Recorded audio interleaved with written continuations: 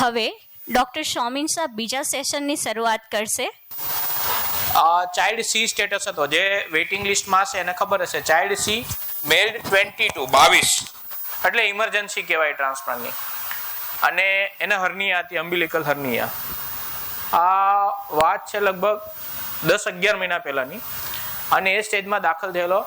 ટ્રાન્સપ્લાન્ટની team આવીને જોઈ પણ ગયેલી અને ટ્રાન્સપ્લાન્ટ સજેસ્ટ પણ કરેલું, પણ એને કરાવવું નહોતું કારણ કે સગવડ હતી પણ ડોનર નહોતું. એટલે કે સાહેબ આપણે વેઇટિંગ લિસ્ટમાં લઈએ અને સારવાર ચાલુ કરીએ અને જોઈએ કેવું રહે છે. અને આજે સામેથી ટ્રાન્સપ્લાન્ટ ટીમે ના પાડી દીધી કે તમારે ટ્રાન્સપ્લાન્ટની જરૂર જ નથી. એ માણસ ક્રિકેટ રમે છે અને નવસારી જિલ્લાની જે ટુર્નામેન્ટ હોય ને એમાં બહુ સારો પ્લેયર હતો જ્યારે સિરોસિસ ડાયગ્નોસ નહોતું થતું, અને એને ક્રિકેટ રમવાનું છોડી દીધેલું પછી. અને now again he is playing in Navsari team. બરાબર. બીજા જે છે રાકેશભાઈ, એની એવી ઈચ્છા હતી કે સાહેબ મારે કુંભના મેળામાં હમણાં પેલું થયેલો ને મહાકુંભ, એમાં દર્શન કરવા જવું છે એમ. એ પહેલા તમે મને સાજો કરી દેજો એમ. અને કુંભના મેળામાં દર્શન કરીને આવ્યા અને મને પ્રસાદ બી આપી. તો પણ મારે એ કહેવું પડશે કે આ લોકોનું છે ને, મારી તો સારવાર બધામાં સરખી જોઈએ, પણ આ લોકોનું મનોબળ બહુ મજબૂત હતું. બરાબર. એવી જ રીતે અહીંયા પહેલા છે લગભગ 4-5 વર્ષથી ખરા તમે અમારી જોડે. બરાબર. 2-3 વખત એના મેજર એડમિશન બી થયા છે, પણ કાકા કાયમ હસતા જ હોય. બીજું, ટાઈમે એના રિપોર્ટ બતાવ્યા. થોડી બી રિપોર્ટ આમ તેમ થાય તો કાકા આવે. ક્યારેક મારા બિઝી શિડ્યુલને લીધે હું બહુ ધ્યાને નથી આપી શકું. અમારી ટીમ જોતી હોય, કહી દે આ રીતે છે, આ રીતે છે, આ રીતે આ છે. પણ આજે લગભગ 4-4.5 વર્ષ થઈ ગયા. બરાબર. એટલે મેં આવા ઘણા દર્દીને બોલાવેલા કે જે તમે સારા હોય તો પણ તમે આવજો, એટલે તમને આઈડિયા આવે. હવે જે બીજો તબક્કો છે એમાં સૌ પહેલા એવું નથી વિચારવાનું કે મને શું કામ થયું. પહેલા એવું વિચારવાનું છે કે હવે મારે શું કરવાનું. તમને જે શું કામ થયું એને રિપોર્ટ તો ડોક્ટર કરાવે છે. બરાબર. હવે જે થઈ ગયું એ પાછું કઈ રીતે વાળી શકાય, અથવા તો હવે આગળ હું એવું શું કરું કે મારી તબિયત ના બગડે, એના ઉપર ભાર આપવાનો. અને આ મેન્ટાલિટી દર્દીએ ચેન્જ કરવી પડશે. આ જેટલા દર્દી સારા થયા છે ને, હું દિલથી કહું છું કે મારો 20%થી વધારે રોલ નથી. 80% એ લોકો જ સારા થયા છે. પણ એને જે પરેજી કીધી હોય ને, એ લોકોએ આમ કદાચ મને ક્યારેક એવું થઈ જાય કે કદાચ આટલી પરેજી તો હું ના પાડી શકું. બરાબર. કે ભાઈ ક્યારે એને આ 10 મહિનામાં એક વખત બહારનું નથી ખાધું. બરાબર. બાકી એ માણસ નોનવેજનો બહુ શોખીન હતો. બરાબર.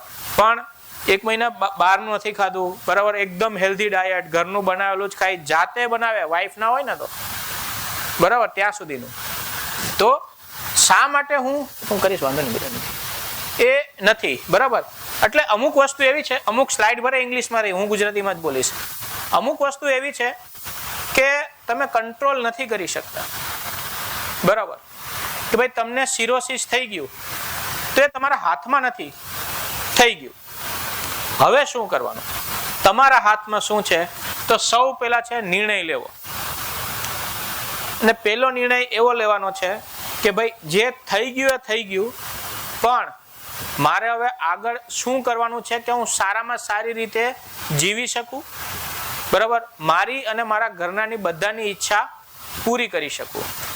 જિંદગી હોય, બિઝનેસ હોય, કંઈ પણ હોય, અપ્સ ડાઉન તો આવવાના જ છે.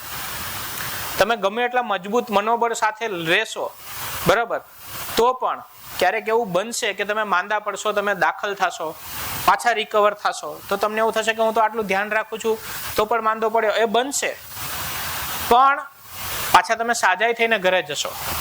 એટલે હું તમને આ સેમિનારની જ વાત કરું. આ સેમિનાર અમે 2023થી પ્લાન કરતા હતા. કંઈક ને કંઈક વિઘ્ન આવે, નહોતો થતો, પણ છેલ્લે થયો.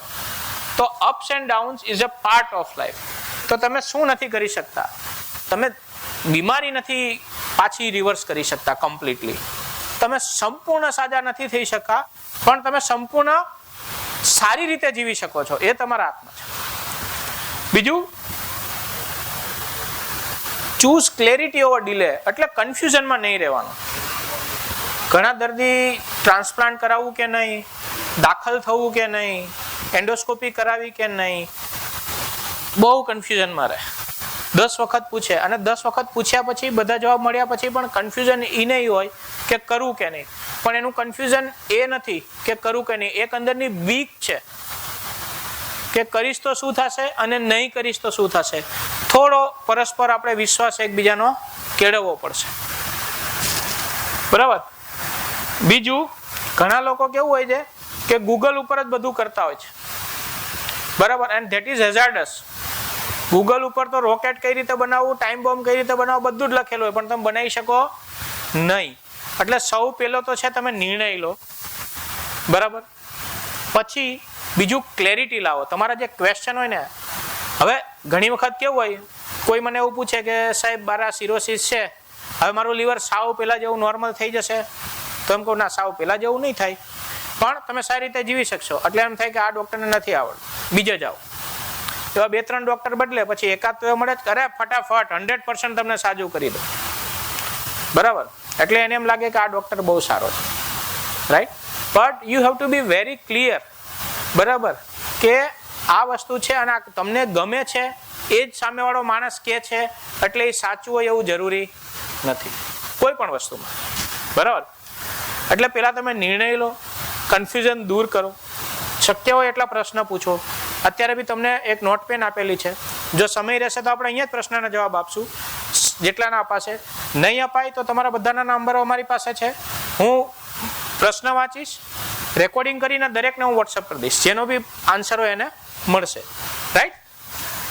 બીજું, ચૂઝ યોર બાઉન્ડ્રીઝ. આ બહુ ઇમ્પોર્ટન્ટ છે. એકવાર તમે નિર્ણય લીધો કે મારે વેઇટિંગ લિસ્ટમાં રહેવું છે, કે ભાઈ મારી ઉંમર 70 વર્ષની છે કે મારી 65 વર્ષની છે, મારે હવે 10 વર્ષ કાઢવા છે પણ બહુ સારી રીતે કાઢવા છે કે 20 વર્ષ, આમાં છે ને અમર તો કોઈ નથી. બરાબર. કદાચ હું અહીંયા ભાષણ દેતો હોઉં ને કે હું તમારું લેક્ચર લેતો હોય, કદાચ મારું આયુષ્ય તમારાથી ટૂંકું હોય, કંઈ કહી ના શકાય. એટલે એવું ડરીને જીવવાનો તો કોઈ મતલબ નથી. રાઈટ. પણ યુ ચૂઝ યોર બાઉન્ડ્રીઝ. તમારી લિમિટેશન તમે નક્કી કરો. એમાં બધી જ આવે, ફાઇનાન્શિયલ લિમિટેશન, સોશિયલ લિમિટેશન. બરાબર. હવે અમે ઘણી 2 અનુભવ મારા એવાય છે કે એક ડાયમંડ વર્કર હતા, એના મધરને સિરોસિસ હતું. હવે એ બિચારો લઈને આવે ને, 2 દિવસ એના મધરને દાખલ રાખ્યા તો ત્યાંથી જોબમાંથી ના પાડી દીધી કે તમે રજા પાડો. તો this is a social limitation. બરાબર. પછી ફાઇનાન્શિયલ લિમિટેશન. હવે તમને એમ થાય કે યાર હું આટલો બધો દાખલ નથી થઈ શકતો, મારે છે, તો તમે એમાં અચકાવાનું નથી, એમાં શરમાવાનું નથી, તમારે વાત કરવાની છે.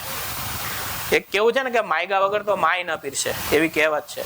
તમે એકવાર વાત કરો કે સાહેબ મને આ પોસાતું નથી, તો 10 રસ્તા છે, બધા જ ડોક્ટરો બતાવશે. જ્યાં સુધી મારા સર્કલમાં છે ત્યાં સુધી કોઈ એવું નહીં કે ના કંઈ થશે જ નહીં. બધા જ ડોક્ટરો બતાવશે કે તમે આમ જાઓ, તમે આમ કરો, આમ કરો, આમ કરો, આમ કરો. હવે ધારો કે હું તમને કહું, તમને એમ કહું ને કે ભાઈ પૈસા નથી સાહેબ, તમે એન્ડોસ્કોપી કેમ કરાવી? તો અમે એમ કહીએ કે ચલો ડિસ્કાઉન્ટ કરો. તો કે સાહેબ એટલા પૈસા નથી. તો એમ કહું કે હું સિવિલમાં મારા મિત્ર છે, હું એને ફોન કરી દઉં તો તમારી એન્ડોસ્કોપી ફ્રીમાં થઈ જશે. તો એમ કહે કે તો સિવિલમાં સાહેબ કોણ જાય? તો આમાં કોઈ શરમ નથી. બરાબર. બીમારી એ કોઈ શરમ નથી. બરાબર. એ જીવનનો એક ભાગ છે. તો that boundaries you have to decide. બરાબર. ઘણી વખત અમારા દર્દી આઈસીયુમાં હોય ને, ઘણી વખત તબિયત સુધરે બગડે, તબિયત સુધરે બગડે, પછી સગાઓનું ટોળું આવે કે સાહેબ હવે અમારે શું કરવું, રાખવા કે નહીં? એમ ઉંમર 60-65 હોય. એટલે હું એમને બહુ પ્રેક્ટિકલ સોલ્યુશન આપું કે જો મારી દ્રષ્ટિએ આમનો બચવાનો ચાન્સ 10% છે. બરાબર. આ મારો પર્સનલ ઓપિનિયન છે, આ તમારા વેરી કરી શકે. કારણ કે એ વખતે કેવું છે કે તમારું જ્યારે સગું દાખલ હોય ને ત્યારે દિમાગ કરતાં દિલ વધારે કામ કરતું હોય. બરાબર. અને અમારે ઊંધું હોય, અમારે દિમાગ વધારે કામ કરતું હોય. બરાબર. એટલે તમારે બાઉન્ડ્રી તો તમારી નક્કી કરવી પડશે કે આટલો હું ખર્ચો કરી શકીશ દર મહિને, તો એ પ્રમાણે તમને મળશે, તમને સહાય મળશે, તમને માર્ગદર્શન મળશે કે ભાઈ તમે આમ જાઓ તો તમને સસ્તું પડશે, તમે આમ કરો, તમે આ રીતે ફોન કરો, અહીંયા કરો, આ ડોક્ટરને બતાવી દો, આમ છે. કહેવા વાળા 1000 બેઠા જ છે, પણ પૂછતા તમે શરમાતા હોય. એટલે તમારે બાઉન્ડ્રી. બીજું, સગાવાલા 2 ટાઈપના હોય, એક સાચા અને એક સલાહકાર. આમાં અમારા ઘરના આવી જાય, બધાના સગાવાલા સેમ જ હોય. સગા તમને સલાહ ઘણી આપશે. એટલે હું દર્દીને ઘણી વાર એમ કહું કે તમે આવો છો મારી પાસે, ફી મને આપો છો અને તમે માનો છો એનું, તો મતલબ શું છે મારી ફી આપવાનો? બરાબર. ઘણી વખત પૈસાનો અભાવ હોય ને એટલે 20-30 જણા આવે. આ એક ઇન્ડિયન મેન્ટાલિટી, જો આમાં કોઈનું ખરાબ નથી કહેતો. પછી એમ કે સાહેબ આ લોકો જોડે પૈસા નથી, કે આટલા પૈસા ઓછા કરી દો. મેં કીધું ચલો હું આટલા પૈસા હું બાદ કરી દઉં છું. તમે 25 જણા છો, બાકીના જણા છે ને ખાલી 200 રૂપિયા કાઢશે ને તો બાકીનો ભાગ થઈ જશે. તમે લોકો 200 રૂપિયા કાઢો અને અડધા પૈસા હું જાતા કરી દઉં, એટલે એનું એકદમ ફ્રીમાં થઈ જાય. એ 25 માંથી ઘટીને 2 જણા રહે. એ જે 2 જણા રહે ને એ તમારા સાચા સગા, એને તમારા માટે પડેલી છે. બાકી ખાલી દેખાડો કરવા આવે છે. અને આવું થશે. અને આ ખાલી બીમારી માટે નથી ભાઈ, કોઈ પણ મુશ્કેલી માટે છે. સામાજિક, આર્થિક, શારીરિક કોઈ પણ મુશ્કેલીમાં સલાહકાર બહુ બધા હોય. આમ કરી નાખવું જોઈએ ને, બોમ્બે લઈ જાઓ ને, અમેરિકા લઈ જાઓ ને, અમદાવાદ લઈ જાઓ ને, જરૂર નથી. આજે ગુજરાતમાં સુરત, બરોડા, અમદાવાદ, રાજકોટ, આ 4 જગ્યાએ તમને બધી સારવાર મળે જ છે. બીજું, આજથી 15 વર્ષ પછી હું દાવો મારીને કહું છું કે આજ બધી સારવાર નવસારી, વાપી, બારડોલી, બિલીમોરામાં મળશે. એ જમાનો ગયો ભાઈ, કે આજે તમારે નાની વાતમાં તમારે બોમ્બે શિફ્ટ થવું પડે કે અમદાવાદ શિફ્ટ થવું પડે. જે ઝડપે મેડિકલ સાયન્સ આગળ વધે છે, જે ઝડપે હેલ્થ ઇન્ફ્રાસ્ટ્રક્ચર છે ને આપણું સારામાં સારું છે બીજા કન્ટ્રીના સાપેક્ષે, બરાબર. એ ઝડપે હું માનું છું 15 વર્ષ પછી કદાચ વાપીમાં બી લીવર ટ્રાન્સપ્લાન્ટ થતું હશે, બરાબર. એટલે સગા ભલે ગમે એ કે છે, પણ આમાં હું તમને ઘણી વાર કહું છું કે ડોક્ટર છે ને એ ભગવાન નથી, એ ભાગીદાર છે. કેનો ભાગીદાર? કે ભાઈ તમને સારા કરવાનો એક પ્રોજેક્ટ છે, એના 3 પાર્ટનર, એક ડોક્ટર, એક પેશન્ટ પોતે અને એક એનો સગો. આ પ્રોજેક્ટમાં નુકસાની જાય ને તો ત્રણેયને જાય, ફાયદો થાય તો ત્રણેયને થાય. બાકી તમે એકલું એવું વિચારો કે ભાઈ ખાલી ડોક્ટરના કહેવાથી હું સાજો થઈ જઈશ કે દવાથી સાજો થઈશ, એવું કોઈ બીમારીમાં નથી. એમાં દર્દી અને સગાનો ઇક્વલ ભાગ હોવો જોઈએ, બરાબર. એટલે ઘણીવાર તમે એક હેલ્ધી બાઉન્ડ્રી ફાઇનાન્શિયલ નક્કી કરો, સોશિયલ પણ નક્કી કરો. ઘણા સગા એમ કે આમ કરી નાખો, તો તમારે કહેવાનું કે હા, સાંભળવાનું, બરાબર. પછી એમ કહેવાનું કે સારું, હું મારા ડોક્ટરને પૂછીશ, અથવા તો હું વિચારીને તમને જવાબ આપીશ. કારણ કે એ લોકોને ખાલી બોલવું જ છે, કરવાનું તમારે છે, રાઈટ. બીજું, અમુક સગા એવા હોય કે નેગેટિવ જ આઉટકમ આપે તમને, કે અમારા ફલાણા ભાઈને સિરોસિસ હતું ને, એ બિચારા આમ થયું. અલ્યા ભાઈ તું અહીં શું કરવા આવ્યો? એવું તો અમારા ફલાણા ભાઈને મારુતિ ચલાવી હતી, મારુતિ ચલાવતા એક્સિડન્ટ થઈ ગયો, એટલે શું કોઈ મારુતિ ચલાવવાની જ નહીં? એટલે ફર્ગેટ અબાઉટ ઇટ. એ લોકોને ખાલી વાત જ કરવી છે, બીજું કશું કરવું નથી. And third, very important, your response. આ દર્દીની અને સગાની પોતાની જવાબદારી છે, બરાબર. એક પહેલા તમે નિર્ણય લીધો કે હા હું મારી જાતનું ધ્યાન રાખીશ. બીજું, તમે બાઉન્ડ્રી નક્કી કરી કે ભાઈ આ મારી બાઉન્ડ્રી છે, હું આટલો ખર્ચો કરી શકીશ, આટલી વખત જઈ શકીશ. હવે આમાં મને નથી થતું તો હું સાહેબને પૂછું કે સાહેબ આમાં મને રસ્તો બતાવો કે હું કઈ રીતે આગળ વધું. અને પછી જે રસ્તો તમે નક્કી કર્યો છે એમાં તમે આગળ વધો. તમારે કામ કરવું પડશે. દર્દી હોય કે એના સગા હોય, એને મહેનત કરવી પડશે. ખાલી ગોળીઓથી સાજું નહીં થાય. હવે તમે શું નિયંત્રિત કરી શકો? એક તો તમે ટાઈમે દવા લઈ શકો, બરાબર. રસીકરણ આ બહુ ઇમ્પોર્ટન્ટ છે. એટલે તમને જે મેં સેફટી કાર્ડ આપ્યું છે ને, મેં એક વેક્સિનેશન કાર્ડ આપ્યું છે. આ સેફટી પેક અમે આપ્યું છે, ઇટ ડઝન્ટ મીન કે તમે ગુજરાત હોસ્પિટલમાં આવો. ના, હું એવું નથી કહેતો. એ માટે રાખ્યું છે કે તમારા પોકેટમાં રહે. એની સાઇઝ એવી છે, બરાબર. એ સાઇઝ તમને રિમાઇન્ડ કરાવે.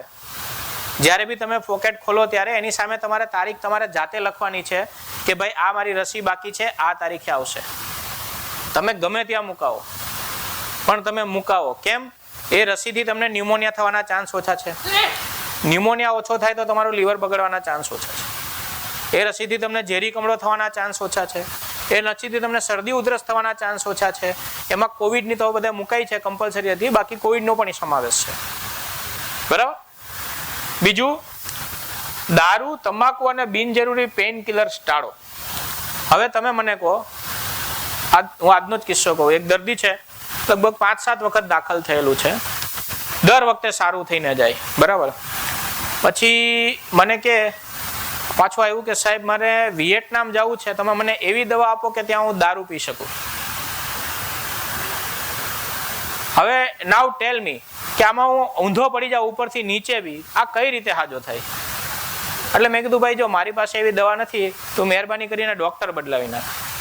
બરાબર, કે જે ડોક્ટર અને એવો મળી જશે ને કોઈ ને કોઈ, અરે હું તને આ દવા આપું છું તો ધન બીજે કોઈ વાંધો નહીં, એવો મળશે જ ને, કારણ કે મેં ના પાડી છે એટલે કોઈ એને મળશે જ. બરાબર. પણ આ જે છે કે ઘણાને અમે એમ કહે ને કે મીઠું ઓછું ખાવું, સાહેબ મીઠા વગર તો કઈ રીતે જીવાય? તો ટેવ પાડવી પડશે. એના રસ્તાઓ છે. મારો યુટ્યુબ ઉપર એક વિડીયો છે કે મીઠા વગર તમે કઈ રીતે, કે 2 ગ્રામ મીઠું તમે કઈ રીતે રસોઈમાં વાપરી શકો, 5 ગ્રામ મીઠું તમે કઈ રીતે રસોઈમાં વાપરી શકો. બરાબર. અને તમે ઇન્ક્વાયરી કરો તો અમે તમને સમજાવીએ ખરા. જો 2 ગ્રામ મીઠું છે ને, તમને બજારમાં છે ને પેલું સુગર સેચેટ મળે છે, તમને ખબર હોય તો. આમ કાઢો ને એટલે એની અંદર 1 ગ્રામ સુગર હોય. એવી રીતે સોલ્ટ સેચેટ મળે છે 2 ગ્રામના.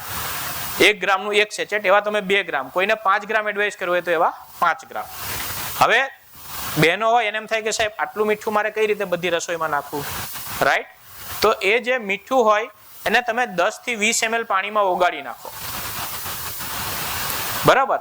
અને આપણે બાળકોને જે પીવડાવવાની ડ્રોપર હોય ને, ડ્રોપર, એ ડ્રોપર થી તમે ધારો કે શાકમાં તમને એવું લાગે કે આ મીઠું નાખવું છે તો શાકમાં તમે 1 ડ્રોપર નાખો, દાળમાં અડધી ડ્રોપર નાખો. અને બિલીવ મી, ગુજરાતી ફૂડમાં 2 ગ્રામ બહુ થઈ પડે છે. અત્યારે જે આપણે પાછી પાછળ નાસ્તો છે, જે નાસ્તો છે એમાં થેપલા જે છે ને, એમાં મેં એ જ રીતે બનાવડાવ્યા છે કે એમાં મીઠાનું પ્રમાણ ઓછું હોય. તમે ખાસ કરીને ખાવ તો ખબર પડે કે એટલું ખરાબ નથી લાગતું. અને આ ટેવ પાડવાની વાત છે ભાઈ. માણસો ડુંગળી બટેટા વગર આખી જિંદગી કાઢ નાખે, રાઈટ? તો થોડું તમારે બદલાવ લાવવો પડશે. આ જવાબદારી તમારે સ્વીકારવી પડશે.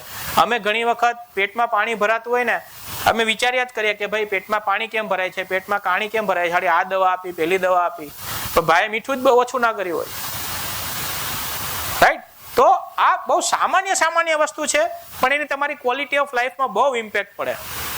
એનાથી તમારા દાખલ થવાના રેટમાં બહુ ઇમ્પેક્ટ પડે. તમારે ઓછું દાખલ થવું પડે, રાઈટ? પેઇન કિલર, આમાં મારે કેવું જોઈએ કે અમુક ડોક્ટરોની પણ ભૂલ છે કે પેઇન કિલર અત્યારે છે ને ઇન્ડિયામાં એવું છે કે ગમે એ દવા તમને મેડિકલ સ્ટોર ઉપરથી આપી દે. મેડિકલ સ્ટોર વાળા પોતાને ડોક્ટર જ ગણે છે. બરાબર. એને ખ્યાલ નથી કે તમારું લીવર ખરાબ છે. તમે એમ કહો ને કે આ યાર કમર બહુ દુખે છે, લો ને આ દવા લઈ લો, પણ એ તમારી કિડની ફેલ કરી નાખે, લીવરના દર્દીની ખાસ. તો પેઇન કિલર, અમે જે તમને ઇમરજન્સી કીટ આપી છે ને એમાં અમે પેઇન કિલર આપી છે, પણ એમાં ખાસ પેઇન કિલર જ છે. એની ઉપર લખેલું છે કે દુખાવો થાય તો લેવાની, જે પાછળ તમે જશો એટલે તમને લેતા જજો. બરાબર. તો એ તમારા માટે સેફ છે. પેરાસિટામોલ તો સેફ છે. બરાબર. તો આ નાની વસ્તુ છે, પણ જો તમે ધ્યાનમાં રાખો ને તો તમારા એડમિશન ઘણા ઓછા થઈ જાય. ટાઈમે રિપોર્ટ કરાવવાના કેમ એ પણ હું તમને કહીશ. થોડી કસરત રોજ કરવાની. થોડું સવારે 30 મિનિટ 20 મિનિટ ચાલવાનું ખુલ્લામાં. થોડું બાલ્કનીમાં ખુરશી નાખીને બેસવાનું. બરાબર. તમે માણસ છો, તમે સિરોસિસ નથી, તમે રોગ નથી, તમે માણસ છો. જીવવાનું છે. અને બધા લોકો ઉંમર જતા ક્યારેક ને ક્યારેક માંદા પડવાના જ છે. તમને લીવરનું આવ્યું, બીજાને કોઈને કંઈ આવશે, કોકને હાર્ટનું આવશે, કોઈ કિડનીને આવશે. એ કુદરતનો નિયમ છે ભાઈ. પણ એના લીધે ઉદાસ થઈ અમારે. અને બીજું, જે લોકો ફોલોઅપમાં રહે છે ને, જેમ કે આ નાવડિયાભાઈ, બરાબર, તો મને નામ યાદ હોય. દમયંતીબેન બોડાવાલા, મને નામ યાદ હોય. રાકેશભાઈ પટેલ, મને નામ યાદ હોય. બરાબર. પણ જે લોકો ફોલોઅપમાં નથી રહેતા ને, એને મને એવું જ યાદ હોય કે આ સિરોસિસ છે. આટલો ફેર તો મારા એટીટ્યુડમાં આવે છે. કારણ કે એક મેં તમને કીધું ને કે સિરોસિસ હોવું એટલે જિંદગી પૂરી નથી થઈ જતી. જીવવાનું છે, કામ કરવાનું છે. બરાબર. વૃદ્ધ હોય તો દેવદર્શને જવાનું છે. બરાબર. ટોળે બેસીને ટપ્પા મારવાના છે. બધું જ કરવાનું.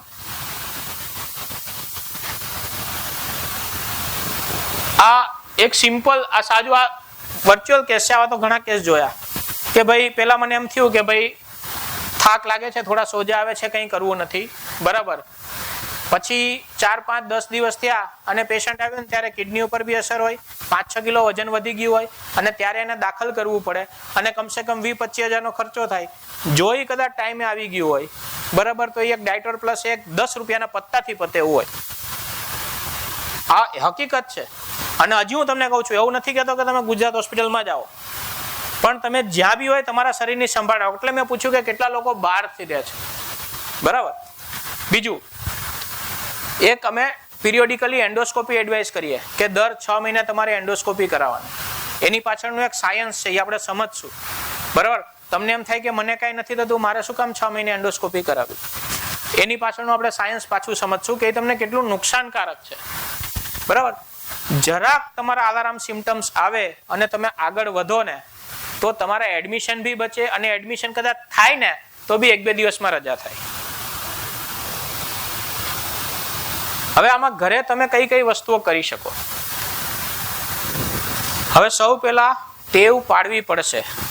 એટલે મૂડ નહીં, આમાં નિયમ બનાવવા પડશે. ઘણા એમ કે યાર મને તો મૂડ નથી, યાર મારે તો ગાંઠિયા જોઈએ જ, મારે તો ફરસાણ જોઈએ જ. મૂડ નહીં, આમાં નિયમ બનાવવા પડશે, બરાબર. કે ભાઈ હું ઓછું મીઠું ખાઈશ, હું આમ કરીશ, તેમ કરીશ. આ નિયમ બનાવવા પડશે, બરાબર.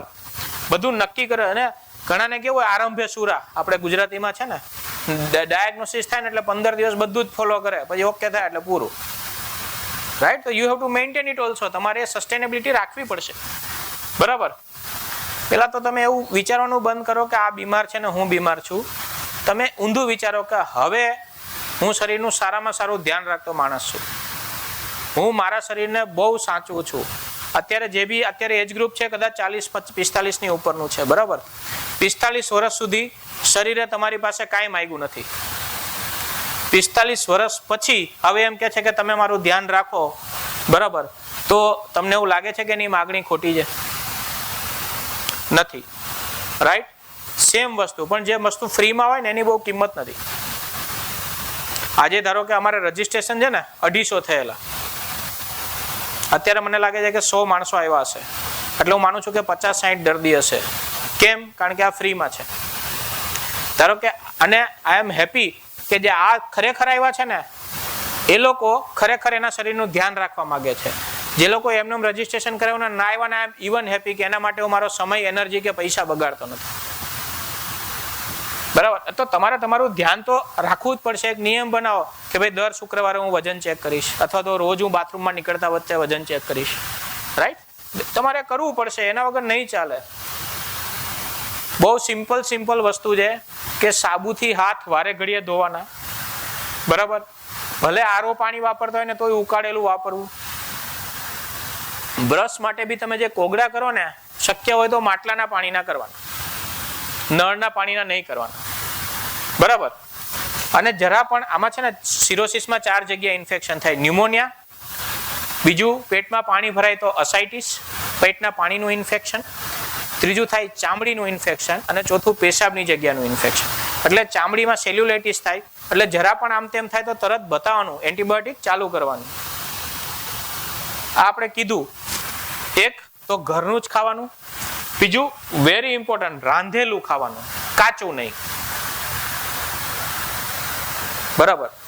બને ત્યાં સુધી રાંધેલું ખાઓ. આપણામાં એક એવું છે કે ભાઈ ફ્રૂટ છે એ બહુ યુઝફુલ, રાઈટ. ફ્રૂટમાં કોઈ પ્રોટીન નથી, ખાલી પચવામાં હળવા છે. સપોઝ તમે સારામાં સારી ક્વોલિટીના ફ્રૂટ લાવો ને તો એને વ્યવસ્થિત ધો. તમારા માટે હળવું ઇન્ફેક્શન પણ તમારા માટે મુશ્કેલી મૂકી શકે.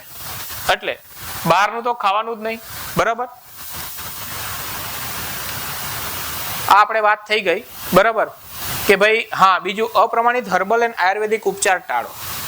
અપ્રમાણિત નો એક મિનિંગ છે. વોટ ઇઝ અપ્રમાણિત? Non qualified.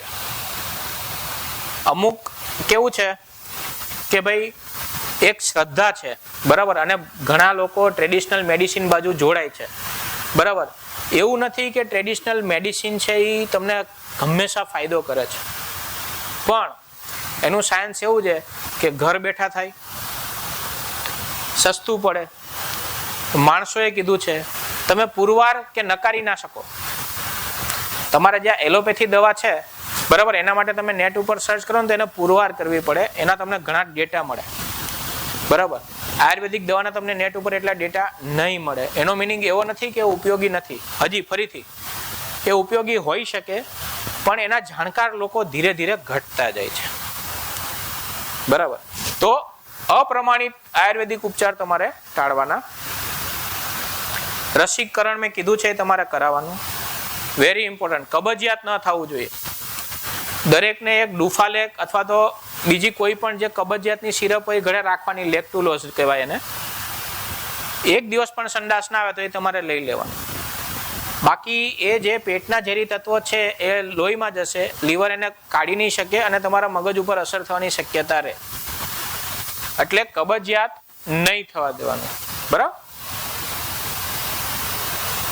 આ બહુ ઇમ્પોર્ટન્ટ વસ્તુ. ઇન્ડિયામાં સૌથી વધારે જો લીવર ખરાબ થતું હોય એકવાર થયા પછી જે માણસ દાખલ થતો હોય, ઇટ્સ ઇન્ફેક્શન.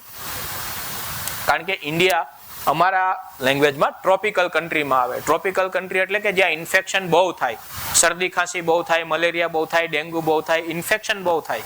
કારણ કે આપણે 140 કરોડ માણસો, જગ્યા ઓછી, બરાબર. લોકલ ટ્રેન, બસ, થિયેટરમાં ભારોભાર ભરેલા, રાઈટ. તો જેવી તાવ શરદી થાય કે એક દિવસ પણ તાવ આવે તો તમારે એન્ટીબાયોટિક ચાલુ કરવાની. એમાં લખેલું છે, જે તમને ઇમરજન્સી કીટ આપશે ને એમાં કાગળ છે કે તાવ આવે તો નંબર 1 ની દવા લેવી, દુખાવો થાય તો નંબર 5 ની દવા લખી. દરેક પેલા ઉપર પાછા સ્ટીકર અમે મારેલા, રાઈટ. થોડું તમને લાગે કે તમારા સગાનું વર્તન બરોબર નથી, કંઈ ભૂલી જાય છે, બરાબર, તો તમારે છે ને તમારા સગાના આમ હાથ રાખવાના કે મમ્મી આમ હાથ રાખો, પપ્પા આમ હાથ રાખો ખેંચેલા. જો એ ધ્રુજતા હોય ને આમ તો સમજવાનું કે થોડો મગજ ઉપર કમળો થવાની શરૂઆત થઈ છે. ક્લાસિકલી આમ ધ્રુજે. આ ઘરે તમે કરી શકો. થોડું ભૂલી જાય, તમને એવું લાગે કે ભૂલે છે, આડું અડું બકે, તરત તમે આવી જાઓ. એ વખતે સારવાર કરો તો એક દિવસમાં પણ રજા થઈ જાય, રાઈટ. પેટના પાણીની સંભાળ એટલે ઘણાને જેને અસાઇટિસ રહેતું હોય, પેટમાં પાણી રહેતું હોય, એને દવા તો લેવાની છે, નમક તો ઓછું ખાવાનું છે, અને બેસ્ટ થેરાપી અત્યારના સમયમાં કહેવાય ઇન્ટરમિટન્ટ આલ્બ્યુમિન. એના વિશે પણ આપણે માહિતી મેળવશું એ છેલ્લે. એ થોડું કોસ્ટલી છે પણ તો બી તમારા માટે ખર્ચાળ નથી, એ પણ આપણે સમજશું. આ બહુ બીમાર લોકોના સંપર્કમાં આવવાનું ટાળો. જ્યારે માણસો બીમાર હોય ને ત્યારે ખબર બહુ કાઢવા આવે, રાઈટ. પણ તમારે એને દર્દીથી દૂર રાખવાના. ભાઈ ઓલરેડી એનું લીવર બરોબર નથી, એના ઉપરથી કોઈ શરદી ખાંસી વાળું આવે છે તો ઓબ્વિયસલી એને પ્રોબ્લેમ થઈ શકે, બરાબર. ભીડભાડ વાળા જગ્યાએ જાવ નહીં. ભીડભાડ વાળી જગ્યાએ જાવ તો માસ્ક પહેરીને રાખો, તો બીજા કોઈનો તમને ચેપ ન લાગે. નાની નાની બાબતો છે પણ આનો ઇમ્પેક્ટ મોટો છે. ટાઈમે ટાઈમે કરાવવાનું. દર 6 મહિને તમારે રિપોર્ટ કરાવવાનો. તમે એકદમ સારા હોય તો પણ, બરાબર. એ કદાચ બેન તમે ફોટો નહીં લો ને તો બી તમારા કાર્ડમાં આપેલું છે કયા કયા રિપોર્ટ તમારે દર 6 મહિને કરાવવાના, કયા કયા રિપોર્ટ તમારે દર 3 મહિને કરાવવાના, કયા કયા રિપોર્ટ તમારે દર વર્ષે કરાવવાના. એ તમે જ્યારે ઇમરજન્સી કીટ હશો ને એમાં આપેલું જ છે. આ 5 વસ્તુ તમારે ઘરે રાખવાની છે. એક, થર્મોમીટર. કેમ? જ્યારે અમે પૂછીએ ને તાવ આવે તો એમ કે હા સાહેબ તાવ આવે છે, એટલે હું કહું કેટલો. હવે એ તાવ 100 ની ઉપર હોય તો સાવચેત થવા જેવું ખરા, પણ એ 100 ની નીચે હોય તો દાખલ થવાની જરૂર નહીં. એટલે અમે વારે ઘડીએ પૂછીએ કેટલો તાવ છે, કેટલો તાવ છે.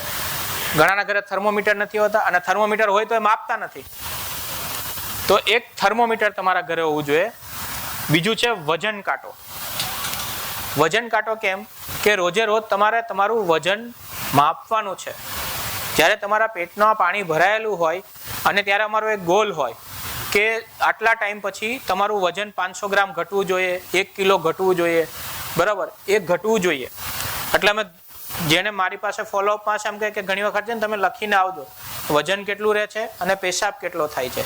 એ પેશાબ માપવા માટે તમારે રાખવાનું બિસ્લેરીની ખાલી બોટલ. આ બિસ્લેરીની ખાલી બોટલ 1 લીટરની હોય, રાઈટ. 24 કલાકનો પેશાબ માપવાનો, સવારે 9 થી રાતે બીજે દિવસે સવારે 9 વાગ્યા સુધી. એ 500 ગ્રામ કે 600 ગ્રામથી પેશાબ ઓછો થાય, ઇટ મીન્સ કે લીવર થોડું બગડ્યું લાગે છે, તમે ડોક્ટરને બતાવી દો, બરાબર. ઇમરજન્સી કીટ અમે અત્યારે પ્રોવાઈડ કરશું. બરાબર, એમાં લગભગ એક્સપાયરી 1.5-2 વર્ષની હશે દરેક દવાની. મેં જોઈ નથી, પણ 1.5-2 વર્ષની હશે. પણ ધારો કે એક્સપાયરી થઈ જાય તો એમાં લખેલી જ છે કઈ દવા છે, તમે તમારી રીતે રિપ્લેસ કરી લેજો.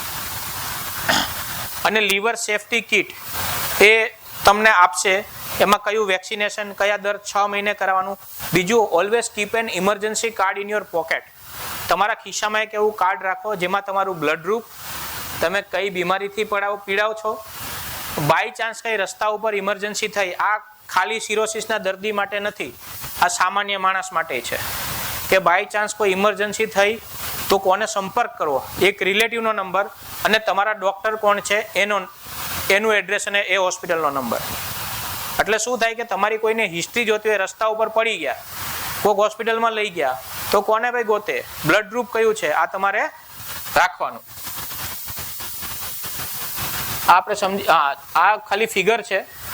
આ મેં કીધું ને, પેશાબ ઘટે અને તમે ના આવો તો સ્ટેજ 3 એક કહેવાય. અમુક કરતા કિડનીમાં બી નુકસાન થાય, લીવરની સાથે સાથે.